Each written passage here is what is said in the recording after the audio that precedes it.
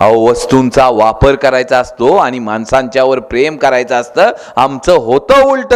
आम्ही माणसांचा वापर करतो आणि वस्तूंच्यावर प्रेम करायला लागलो. कुठं निघालो आम्ही?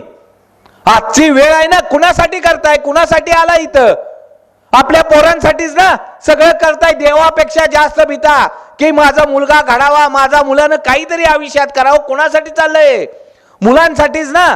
सगळे एक पै गोळा करता. एवढं मोठं सगळं करून असं निघून जाल, एका मिनिटात सगळी इस्टेट त्या पोराच्या नावावर करून जाता. मग जर त्या पोराला आम्ही योग्य वेळेत योग्य संस्कार द्यायला कमी पडलो आणि जर उद्या पोरं बिघडली बरकटली तर दोष कुणाचा?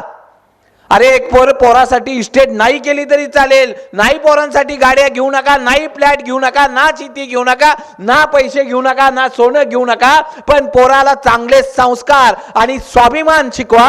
ती पोरग शून्यातनं देखील विश्व निर्माण करेल. नाहीतर कोट्यावधी रुपये जरी गोळा करून ठेवले ना आणि संस्कार द्यायला कमी पडला, ती पोरग त्या कोट्यावधी रुपयांचं देखील शून्य केल्याशिवाय राहणार नाही.